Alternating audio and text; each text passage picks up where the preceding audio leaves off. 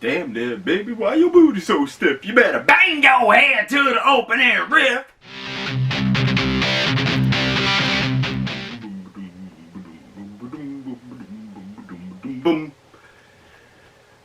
Yo, what is happening, y'all?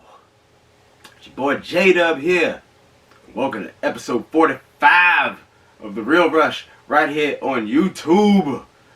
It is currently a little after, let's see, can I see the clock here? It's about 12:28, if I can see that properly.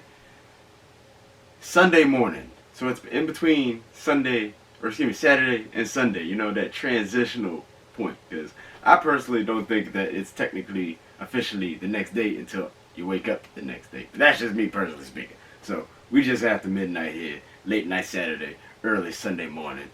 NXT TakeOver is over. I haven't even watched it yet, but by the time you see this, I will have seen it, and then we'll be well on our way to SummerSlam. And since it is SummerSlam weekend, I have dubbed this weekend. What did I call it? I fucked up what I called it. I called it RushSlam. Booyah! RushSlam weekend. And that was before I figured out, or found out, I guess I should say, just how epic this weekend, was going to be. Now, as I mentioned last episode, episode 44, I had, how many? 1, 2, 3, 4, 5, 6. I said I was going to have 6 new movie reviews for y'all this week, right? 6. That's 1, 2, 3, 4, 5, 6. Boom. Still more than one here. 6, right? Not so bad. 6 movie weekend, not too bad. Even though this is a dual pay-per-view weekend, still not too bad, right? Can manage it. Well, if you have followed your boy on Instagram for his live movie check-ins as they occur, then you might notice that I broke a little record earlier today. Yes, earlier today, so it's not tomorrow yet. It's still Saturday in Dub's mind. By the time y'all see this, Sunday. Yet I digress, but we broke another Rush record today. After seeing, as we saw the kitchen, upon completion of the kitchen, as soon as it said from Warner Brothers and shit, and thank you. Or from New Line Cinema, and thank you, or whatever. This movie has been rated R. That meant that this weekend we saw, for the first time ever in a single weekend, 9 movies. 9.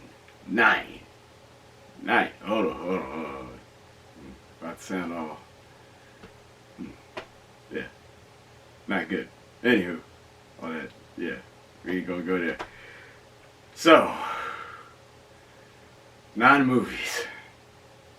You would think one would space it out 3, 3, and 3.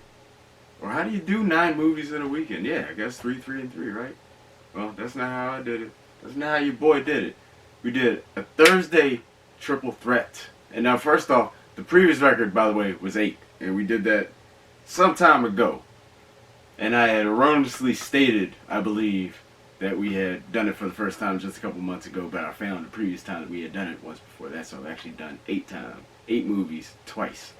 But 9, good lord. So, it went Thursday night triple threat.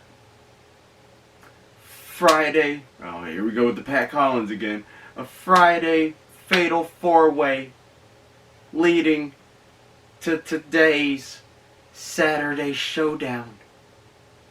5 of the movies we saw were at Regal in Manassas, or as I call it, still Hoyts. Hashtag, I still call it Hoyts. The other 4 were spread out. 1 was at Cinema Arts. The other, the 3 others, the 3 remaining, at the Angelica for Friday night Angelica. Pat Collins, NBC4. Back to you, J-Dub. Well, thank you very much there, Pat. So yeah, that's the breakdown right there, folks.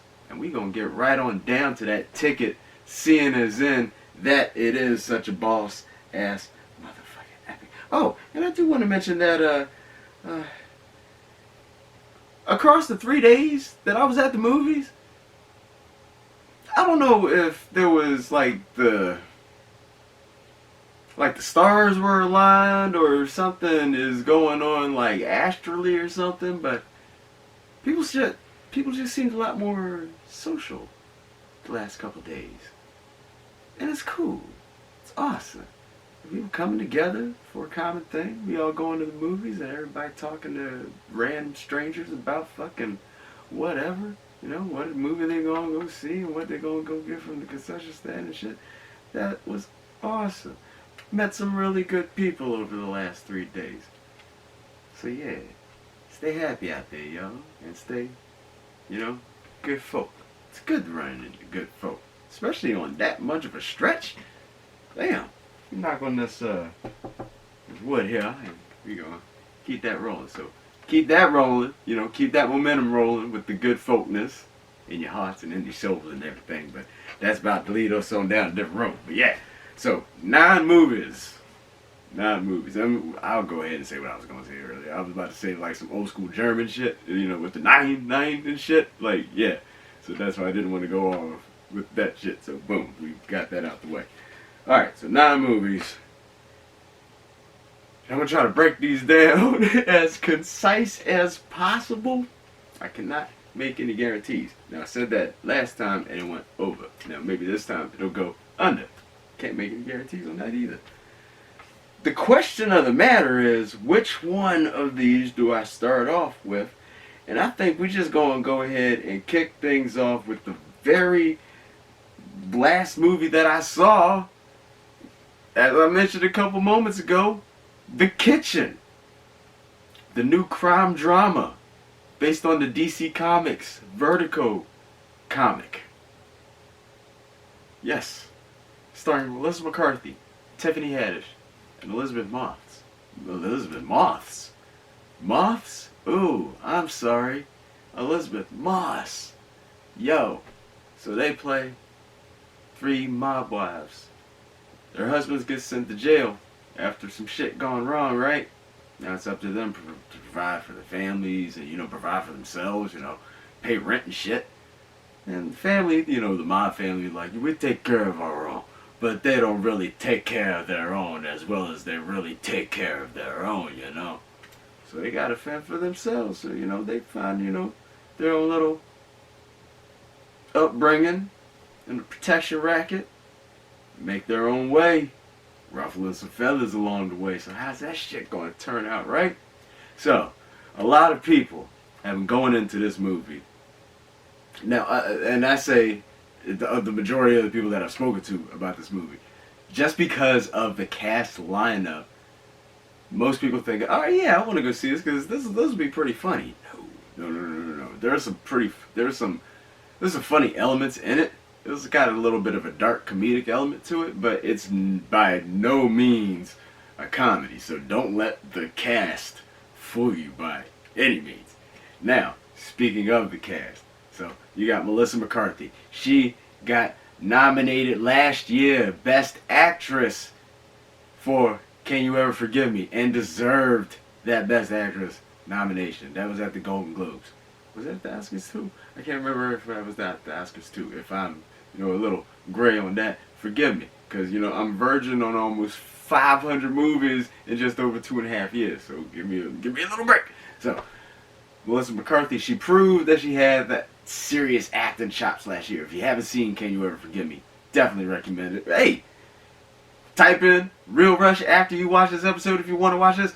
If you want to watch Can You Ever Forgive Me, I reviewed that shit. Type in quotation marks, Real Rush, then followed by Can You Ever Forgive Me, and then boom, you got yourself a review, baby. On demand. Yet I digress. So Melissa McCarthy, she's got serious acting shit in her. And I've been saying that for years. And for some reason, For some reason, when Tiffany Haddish really popped up on the spot too, I said the same thing. And yo, for real, Tiffany Haddish is the show stealer, the scene stealer, and the show stopper up in the kitchen. On the low, on the real, on the keeping it raw, keeping it raw, keeping it real. This joint ain't been getting, good press, good reviews or anything. I don't know how, or I don't know why. Every movie that I saw this weekend was not a miss. I'm not saying that everyone was a straight up knock out the park hit, but none of them was none of them were terrible. None of them were below decent, or even pretty decent for that matter. And yeah, the kitchen is nonetheless good action. The performances are pretty good. Domhnall Gleeson shows up as like this intense war veteran, comes back to settle some scores and shit. You got Common up in there as an FBI agent. Anybody else I'm missing? I don't think so. But it's directed by the same chick who wrote the screenplay for Straight Outta Compton. Make sure I didn't knock over anything right here. So yeah, The Kitchen. Don't believe what the critics are saying. Believe what this critic right here is saying. Excuse me, y'all.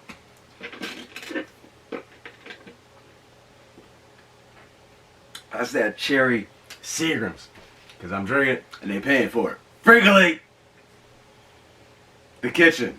Don't believe the other hype. Believe this hype right here. Believe the Rush hype about The Kitchen. Go check out The Kitchen. I'm not guaranteeing anything, but I think that you will dig it. The only thing was that I felt that the ending was a little bit abrupt, and that's not giving away anything. But given the fact that it is based off of a comic book like novel or whatever, like comic book series,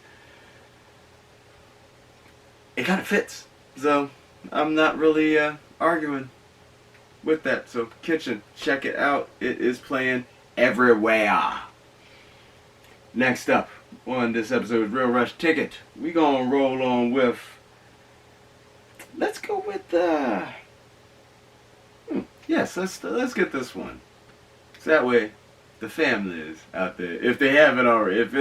I don't recommend this being a family show by any means, because if you made it this far in this episode with your family just chilling there like y'all eating dinner, then if y'all find this like, comforting dinner entertainment, all power to you, or all power to me, I guess. I don't know. But for your reviewing pleasure, next up on this episode of Real Rush Ticket, we're going to roll things on with the first movie that we saw to kick things off on Thursday's Triple Threat, Dora and the Lost City of Gold. Now this is a live action version, no remake or reboot or anything, just pretty much just straight up a live action version of the, now I'd go ahead and call it classic, given its accolades and stuff, Dora the now classic Nickelodeon animated series Dora the Explorer, and this stars Isabella Monet in the title character spot, along with Michael Pena and Ava Longoria. I don't know why I just went on Michael Shatner on all this bullshit, but, and Eugenio Derbez is up in it too. So you got Dora, who is living with her parents in the jungle, and she gets sent into the States to go to, attend regular high school, be amongst regular people so she can get some social skills, because she's well versed in the jungle. If anybody's ever watched the show, know this. I say this with some hazy apprehension here, maybe, because the only time that I really watched Dora the Explorer was well over a decade ago, and this is obviously back in those days. And I remember waking up on a Saturday morning, and it was on CBS. It was at like 10:30, 11 o'clock in the morning, here in the vault, sun beaming on my face. I'm in the throes of a hangover or whatever I was from the night before, and what should be on TV but Dora the Explorer. I had never seen an episode of this cartoon before in my life, before this morning, and I didn't know that it was going to afflict me in some way. So what happened was, first off, you ever seen Dora the Explorer? She's got really big fucking eyes, and they're kind of creepy. Especially when I'm laying there, and the sun's beaming down on my forehead, and I may be hallucinating, I don't know. But I'm looking at this through one bloodshot eye, because the other one's pressed up against the pillow. And this little girl, with these crazy eyes, and this bowl cut, she starts asking me questions and interrogating me and shit like, do you know what chlorophyll is? Or something like that. I barely knew my fucking name at that point. Like, she's already asked me questions. I'm just waking up. I'm fucking hungover and everything's sweating and there's fucking sun. And... So, that was my experience with Dora the Explorer back in the day. Came back to the review of Dora and the Lost City of Gold. It's pretty much an extended episode of Dora the Explorer. And it's totally meta. It completely plays on her talking to the camera, breaking the fourth wall. And it's awesome. There are laugh out loud moments in this. I didn't think that I was going to enjoy this movie as much as I did. And that's just not me talking, but the people in the theater, the audience at the 4 o'clock showing, thought it was pretty good as well. I think it's a quality family film. You got a winner on your hands. I think this might be, I have to check my records there, but this would definitely be one of the better family films of the summer this far, if I do say so myself. Watch out for the, actually not. I ain't even going to give that part away. Yeah, go check that out. Take your kids, go see it. If you are a Dora the Explorer fan from back in the day, I don't think you'll be disappointed by this movie. If you got kids that have never seen Dora the Explorer, or have seen Dora the Explorer, and they like it, or if they just haven't seen it, this would be a good introduction to it. I fucking thoroughly enjoyed it. So yeah, go see Dora and the Lost City of Gold. Check that joint out with your fams, with your peoples. I can't believe, did I just say drop the F-bomb a couple times in a... fuck it. Anywho, because this is episode 45 of The Real Rush, and maybe I'm a little tired, maybe I'm a little wired, but we just gonna keep on rolling on, because we got to. Big weekend ahead. Big weekend ahead. I want to chill and watch SummerSlam, and y'all should be chilling and watching SummerSlam, and maybe watching this before SummerSlam if I get it up in time. Anywho, we're moving right along on this episode of Real Rush Ticket. We're gonna go ahead with Yes. Because I think a lot of people are wondering about this one as well. We're going to go with Come Back to Today. What did we see before the kitchen? How about The Art of Racing in the Rain? This is based off a novel, Garth Stein, and this stars Milo Ventimiglia as a race car driver. Ends up picking up a puppy, and the puppy who grows to be a dog. It's voiced by Kevin Costner. And it's basically narrated and seen through the eyes of Enzo, who he's named after, Enzo Ferrari, the famed race car man. And it's told and narrated by Kevin Costner throughout the whole movie. Just what Milo's character is going through, and how he meets up with Amanda Seyfried. They end up starting a family and everything without getting too much away. Already, look at it, right there, right from the fucking poster. You already know that if you watch this movie, you're gonna end up crying at some point. You already know this. And there's probably a good bit of you out there sitting there right now that is just straight up saying, I don't even like those kind of movies. I said the same shit 3 years ago. The first A Dog's movie came out, A Dog's Purpose or A Dog's Journey. The one that got the controversy about because I believe that there was an animal injury on the set or something. That is so sad. But seriously, I never thought I would, that one would hit me. And every single one of these gets me. It doesn't fail. Like, I try to prepare for it. I know that I'm going to go into it and just bawl my fucking eyes out, and this one was no different. At least not to me.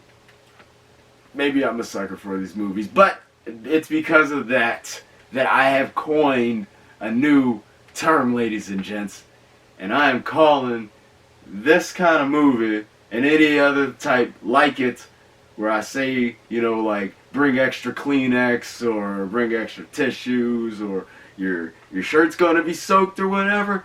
That is what I now have coined, what I have dubbed a shirt soaker.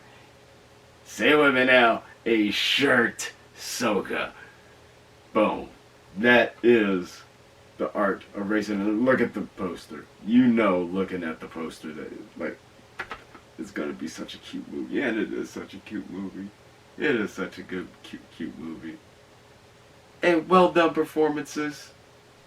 Good race driving sequences too, for the little portions of it that there is. But yes, this one I think would be a good. I'd recommend this as a family movie if you made this a family double feature, or more for the young adult crowd up. But yeah, the Art of Racing in the Rain, ladies and gents. This is my pick because there were so many movies this weekend. There are 3 spots for top pick. So it goes 1, 2, 3. There are actually places for these. I did rank this. Yes, this is a rarity.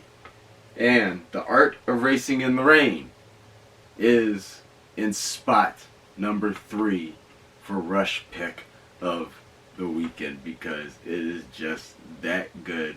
Yes, shirt soaker. So don't say I didn't warn you. Bring the tissues, bring the Kleenex, bring the t-shirt, and bring the napkins, and get ready to get soaked when the liquid drops from your eyes and you just can't help it, and you try to pass it off like nauseous sweat coming from my cheeks because it's so hot up in this movie theater.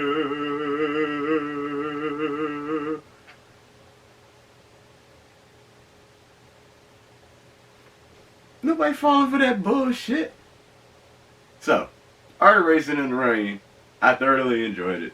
It does have some good, funny moments in it as well. It's not just an all-out, just heartbreaker, but it's an overall good movie and verging on great. Third rush pick of the week. Moving right along. Oh yes, go see it. Playing everywhere now. Moving right along. This episode of Real Rush Ticket. Let's go ahead and do. We're gonna follow this up with a new psychological drama called Luce. This stars Kelvin Harrison Jr. from It Comes at Night as a model student at his high school.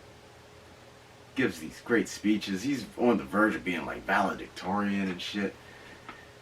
He's got this teacher that has some suspicions about, played by Octavia Spencer. Now, the backstory to Luce, who is the main character, is he was adopted from a war-torn country by Naomi Watts and Tim Roth about 10 years ago or so. They had to bring him up, you know, to teach him, you know, that it's okay to live in like peace and society, and they had to teach him English and shit like that. So they did a pretty good. It looks like they've done a pretty good job of raising this man to be an upstanding, who's going to be a really upstanding citizen someday after he graduates high school, as he already is proving himself to be. Well, some shit goes down, some shit gets hidden, or excuse me, found among Luce's things after he writes this paper. And that is what turns the knobs and opening the doors on just finding out what just may lie beneath the facade of that of a model student.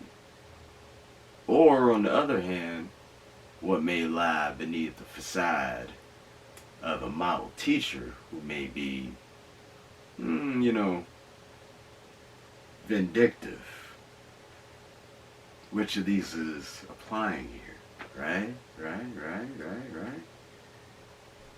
Great psychological thriller. Now the performances in this, off the chain. Off the chain. It hit me pretty hardcore, just personally, cause not giving anything away here, but some of the way that some of the characters' performances are so manipulative, and just having known people like that, it just raised the hair on everything and made my made my blood feel ice cold and not cool. But in that honor, in that respect, that means that the performances and the movie and the direction of Mr. Julius Ona all did a spectacular job with Luce. Like I said, it was there are 9 movies this weekend. It was a very close call. This almost made the top 3, just fell short. As a matter of fact, no. We're not doing that. We're not doing that. We're gonna go ahead and Luce is fucking tied with third, and I'm marking it on the sheet here. My little treatment sheet. Luce is tied with third with The Art of Racing in the Rain. Right there. I just said it right there on the spot. We called an audible right there on the spot, yo. So, Luce. Be prepared for barriers and testing of the barriers and there's some trigger warnings in this. There's definitely some triggers in this if you've known people of the sort. And like I said, it does a good job in portraying such, and it's pretty extreme. Yeah. So if you think you can handle it, it is a great movie. Do check it out. It is not a family movie. Do not bring the family to this one. But Luce. It is not playing everywhere. At least not yet. It is getting somewhat good press, so maybe that'll change pretty soon. It is currently up at the Angelica if you are in the DC metropolitan area. Otherwise, check on IMDb, but definitely check out Luce where you can. Right about now, how's about we take us a little short-ass break, huh? Next up on this episode's Real Rush Ticket, let's get back to some wide release things. We gonna get on down to, if anybody who is, an 80s baby, such as myself, remembers, there was a trifecta of books that came out between like 81 and 92 called Scary Stories to Tell in the Dark. And they made a movie out of them shits. And what happens is, so how did they take those 3 books, the classics, and make a movie out of them without sucking? That was the kicker right there. Because I fucking love those books. Anybody who grew up reading those books, you fucking love those books. They terrified you. Well, first and foremost, this movie was produced by Mr. Guillermo del Toro. He's not going to let you down. So how do they do this movie? Well, group of kids around 1968, Halloween time, they end up finding their way into this house. So of course, the house, it's fucked up. You know it's haunted or some shit. It looks all, oh, and it's got the fucking, you know, the horns and shit coming out the top, and it just looks all fucking whatnot. So what do? They go in the fucking house. And what ends up happening? They piss something off. And they find a fucking book. There's always a book involved somewhere. Definitely don't read it backwards. But that's not what happens here. But this one follows the book of Sarah Bellows and the Bellows family. And a lot of the stories that are written in it, a lot of the titles, I remember. You recognize them. And they're the stories from the fucking scary stories to tell in the dark books, like the Wendigo and the fucking Mai Tai Dodie Walker guy and the fucking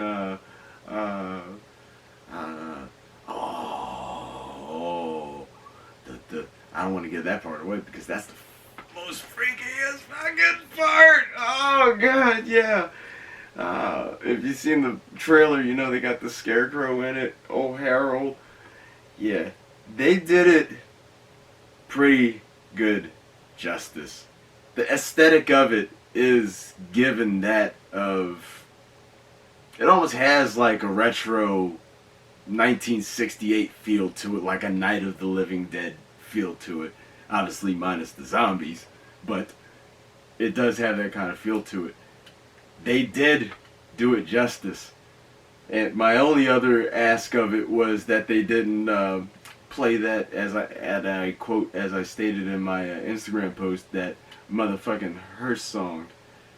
Not only did they play it, that's pretty much like the baseline of the movie score.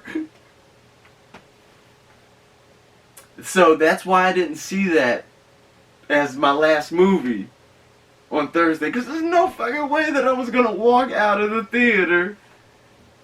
Now it's got me thinking about it. There's no way I was gonna walk out of the theater with that shit playing in my head at like 11-ish, going on 12-ish at night. So just saying that, and I should add that I don't get scared at movies very easily. So that alone should tell you this shit is very creepy.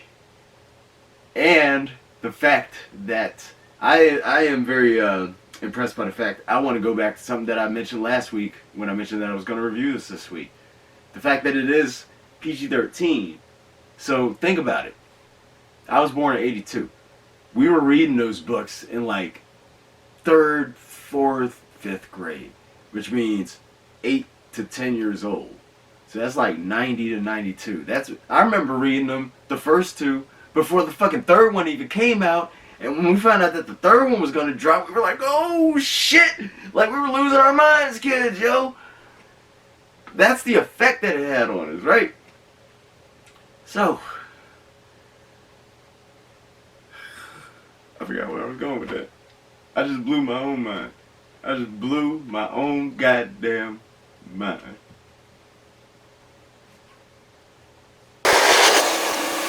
Scary stories to tell in the dark.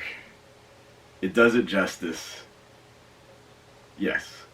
Yes. Yes. If you're a fan of the books, it takes you right back to that shit. Even the shit that I didn't even remember half the stories until the pages start flipping and shit. So yeah. Scary stories to tell in the dark. It does it justice. Very much. Check it out. Oh, the whole PG-13 aspect. That's what I was getting to. We were reading those between the ages of 9 and 10.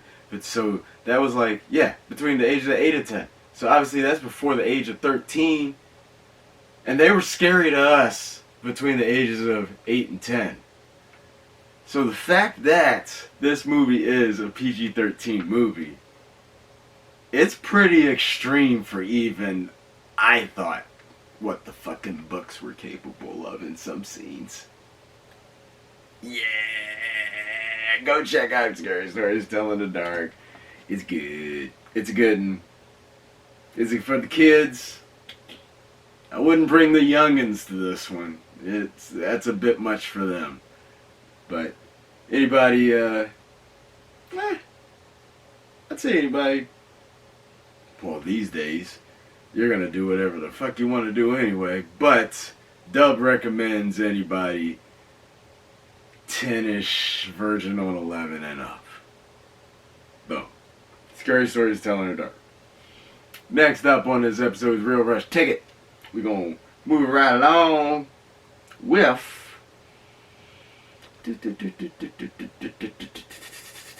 how about we go ahead and go hit Brian Banks. This tells the tale. This tells the true story of Brian Banks, football player, who at the age of 16 was wrongly accused of rape and sent to prison. Tried it as an adult. Sent to prison. Lost 11 years of his life. Trying to clear his name so he can play, in the hopes that he can still play football professionally someday. If you don't know the story behind this before you see it, or if you just straight don't know it, I'm not going to give it away. Because it makes, obviously that's going to make the movie that much more impactful. You have Aldous Hodge as Brian Banks. You have Greg Kinnear as the man who's heading the California Innocence Program, which is a real life program that works to get criminals, or not, well, criminals, people who have been tried of crimes that they have been wrongfully accused of. And they've gotten so many people's names cleared, like up to this day, and oh my goodness. This movie, you want to talk about shirt soakers. Is it ever? Strong performances. You got Sherry Shepherd up in there as Brian Banks' mama. Joe Shirokmore as his accuser. And just dirty. And, yeah, good performances. Great story told. This is the Real Rush #1 pick of the week. Yes. Bling, bling, bling, bling. I wasn't even trying to say bling. I was trying to say bring. Bring plenty of Kleenex to this joint.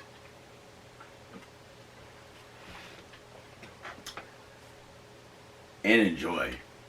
Such an inspirational film. It's inspirational in the point that you don't have to be a football fan to enjoy this movie. I don't feel. I like football, obviously. I got the Chargers just chilling right here below Stay Puft's boots here. But I feel that anybody can get a message out of this movie. If you feel like, if you're just in despair, or you have no other place to go, that you're at the bottom and you'll never work your way back up to the top, or if you just need some uplifting overall, Brian Banks. I am banking, pun totally intended, for this movie to drop on 4K, Blu-ray, whatever, because the second that it does, I will be owning this. Well, I'll be watching it every day, no, because I don't want to be crying every motherfucking day. But, Brian Banks, yes, yes, yes. Real Rush Clap of the Week. Real Rush Clap, Golf Clap of the Week. #1 movie of the week. On Real Rush 45, go see Brian Banks. Moving right along on the Real Rush Ticket. we're going to go ahead and hit up another somewhat psychological thriller film, Them That Follow. And Them That Follow follows the followers of a Pentecostal, somewhat cultish religious sect living deep in the Appalachian Mountains. These people are also serpent worshippers. They believe that the Lord speaks to them through the power of the serpent. That the serpents, that they would cleanse them of their sins.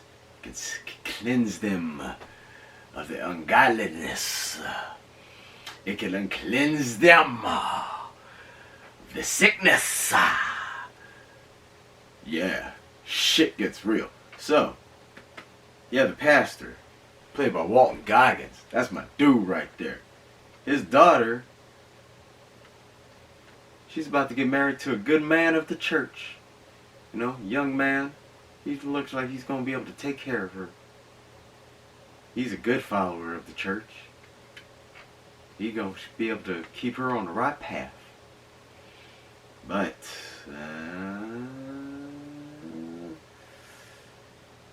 there's a little bit of another man involved.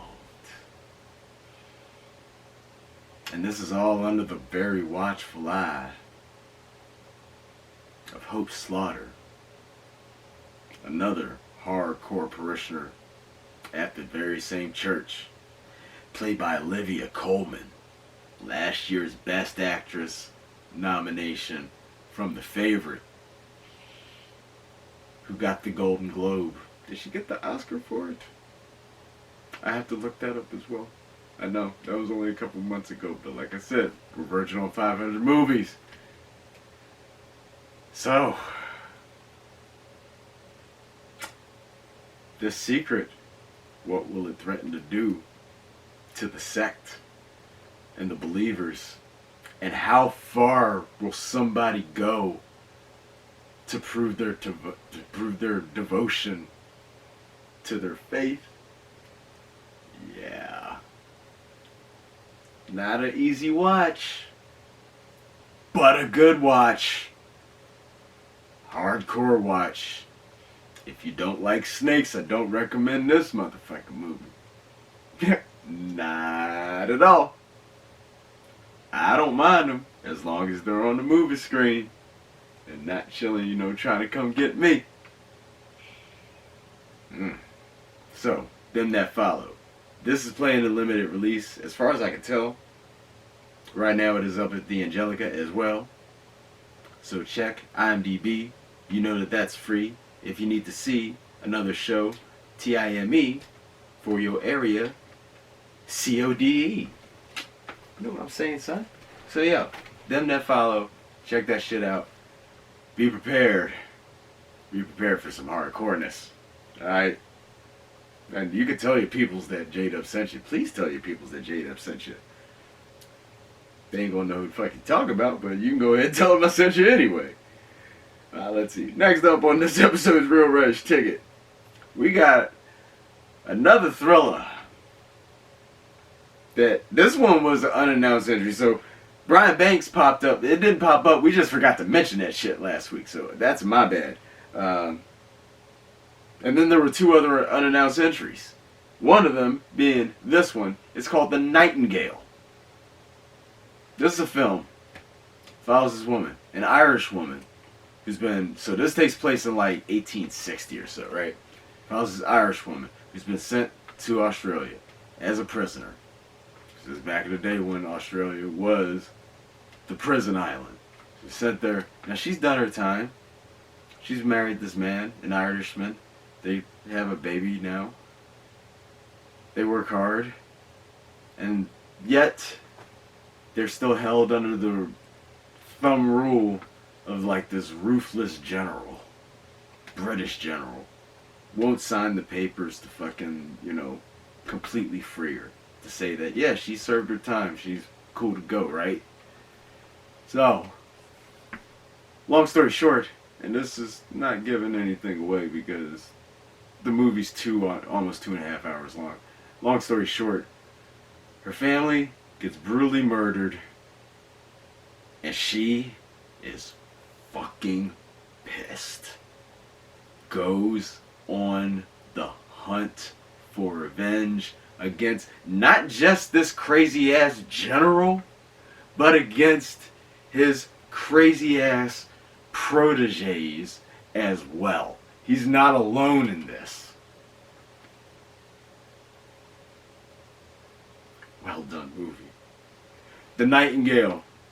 And I'm so glad that it just popped up out of nowhere. Thank you, Angelica, for showing this. This was our second Rush pick of the week. Number two. This one is the shit. I can't wait for this one to hit Blu-ray.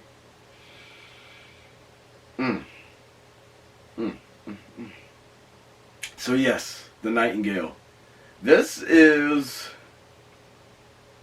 yeah, it's a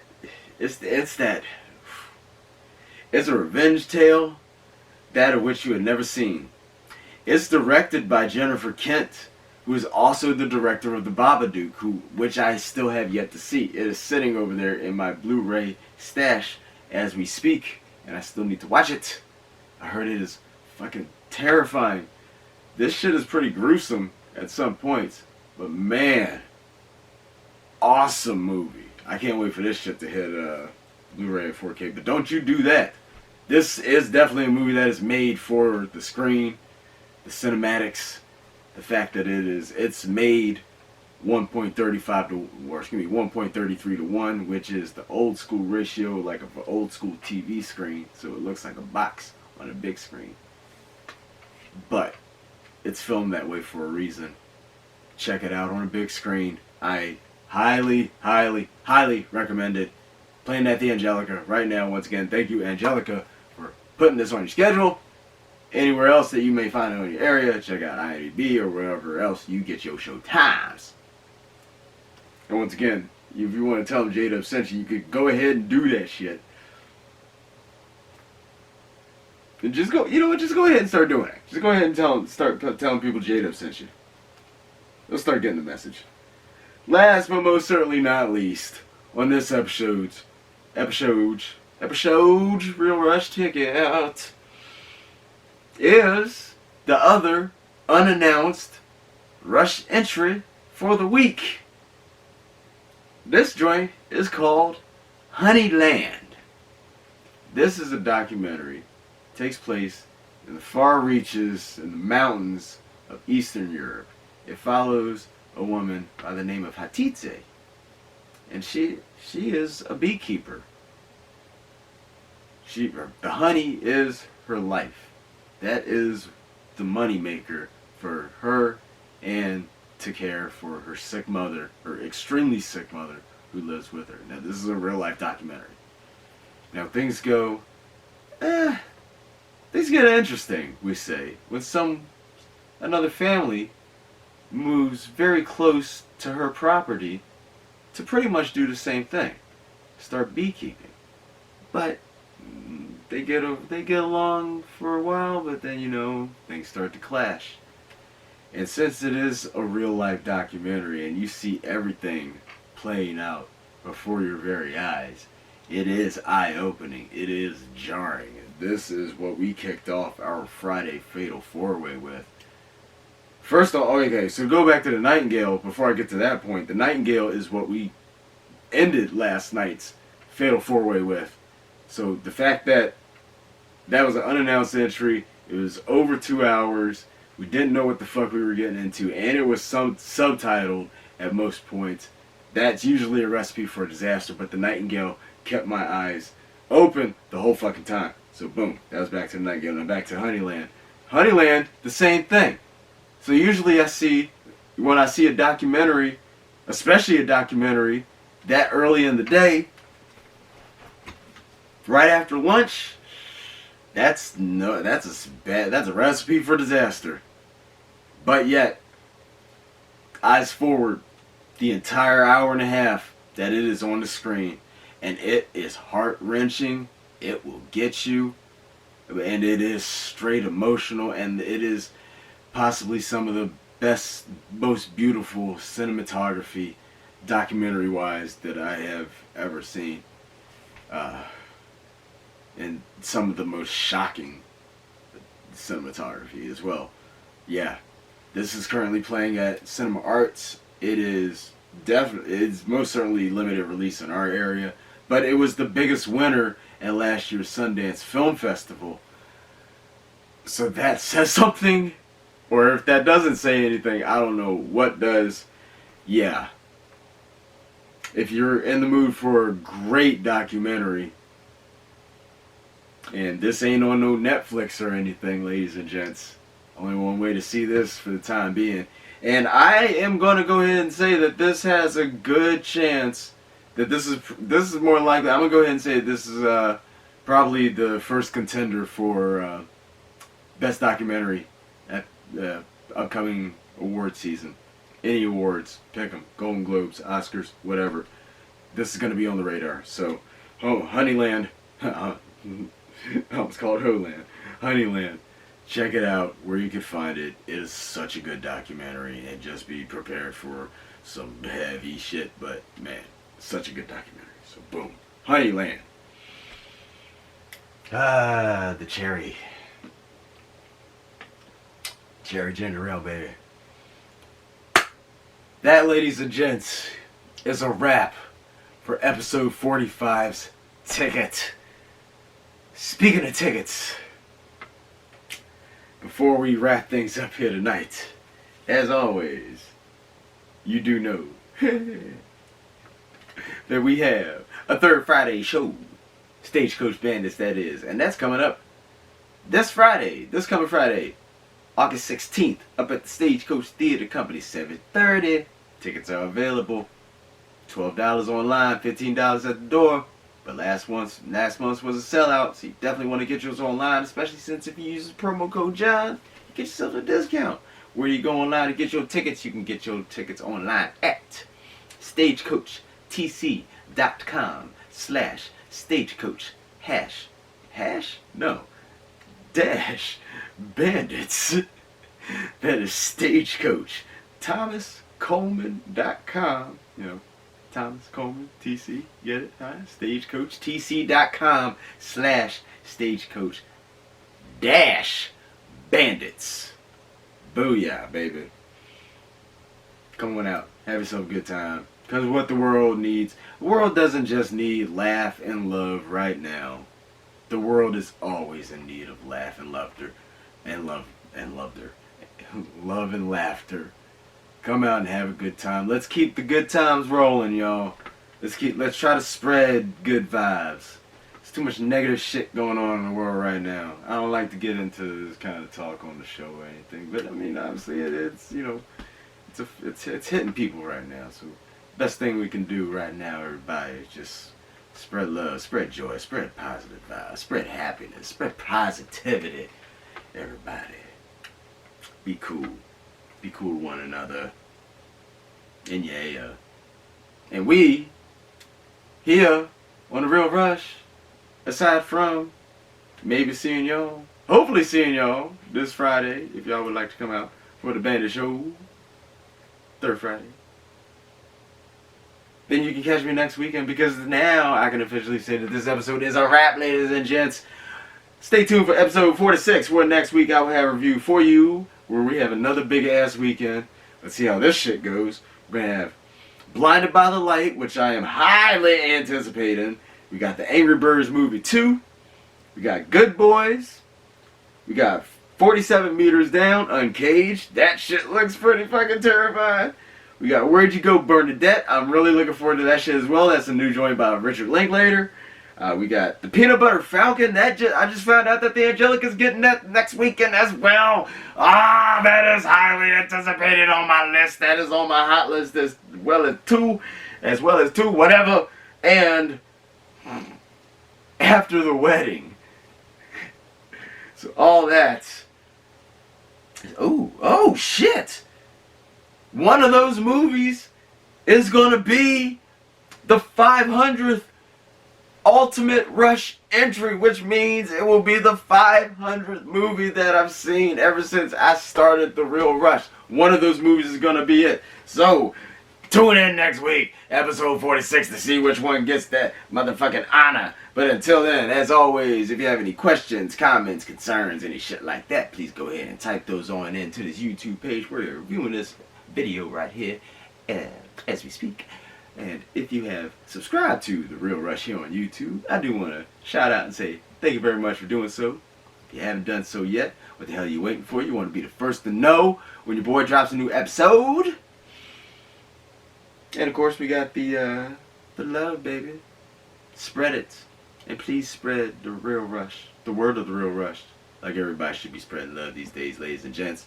And as always, you can follow your boy on Instagram for my live movie check-ins as they occur. That is at JDubChampion, hashtag The Real Rush.